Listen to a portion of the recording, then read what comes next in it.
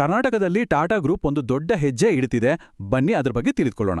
ಹಾಗಾದ್ರೆ $2.9 ಬಿಲಿಯನ್ ಹೂಡಿಕೆ ಅಂದ್ರೆ ಹೇಗಿರುತ್ತೆ?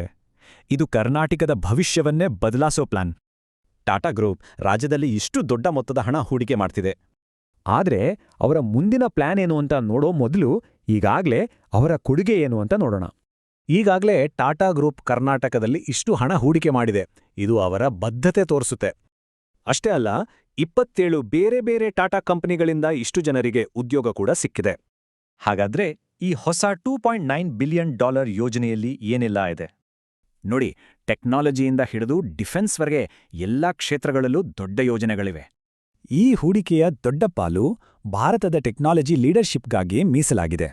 ಮೊದಲಿಗೆ ವೈಟ್ಫೀಲ್ಡಲ್ಲಿ ಶುರುವಾಗ್ತಿರೋ ಹೊಸ ಟಿಸಿಎಸ್ ಕ್ಯಾಂಪಸ್ ಬಗ್ಗೆ ನೋಡೋಣ. ಬರೋಬ್ಬರಿ 25,000 ಸೀಟುಗಳ ಕೆಪಾಸಿಟಿ. ಇದು ಟೆಕ್ ಉದ್ಯೋಗಗಳಿಗೆ ದೊಡ್ಡ ಬೂಸ್ಟ್ ನೀಡಲಿದೆ. ಇದು ಗ್ಲೋಬಲ್ ಚಿಪ್ ಮಾರುಕಟ್ಟೆಯಲ್ಲಿ ಭಾರತದ ಸ್ಥಾನವನ್ನ ಮತ್ತಷ್ಟು ಗಟ್ಟಿ ಮಾಡಲಿದೆ. ಸರಿ, ಟೆಕ್ ಆಯ್ತು. ಈಗ ವಾಯುಯಾನ ಮತ್ತು ರಕ್ಷಣಾ ಕ್ಷೇತ್ರದ ಕಡೆ ಗಮನ ಹರಿಸೋಣ. ಭಾರತದ ಮೊದಲ ದಕ್ಷಿಣ ಭಾಗದ ಏವಿಯೇಷನ್ MRO ಹಬ್ ಕೂಡ ಈ ಯೋಜನೆಯ ಒಂದು ಪ್ರಮುಖ ಭಾಗ. ಇದಕ್ಕಾಗಿ ಏರ್ ಇಂಡಿಯಾ ಮತ್ತು ಟಾಟಾ ಅಡ್ವಾನ್ಸ್ಡ್ ಸಿಸ್ಟಮ್ ಸೇರಿ ಇಷ್ಟು ಹಣ ಹೂಡಿಕೆ ಮಾಡ್ತಿವೆ. ಇಷ್ಟೇ ಅಲ್ಲ, ರಕ್ಷಣಾ ಕ್ಷೇತ್ರದಲ್ಲಿ ಸ್ವಾವಲಂಬನೆಗೆ ಇದು ದೊಡ್ಡ ಹೆಜ್ಜೆ ಅಲ್ವಾ? ಟೆಕ್ ಮತ್ತೆ ಏವಿಯೇಷನ್ ಅಷ್ಟೇ ಅಲ್ಲ, ಗ್ರೀನ್ ಎನರ್ಜಿ ಕಡೆಗೂ ಇವರ ಗಮನ ಇದೆ.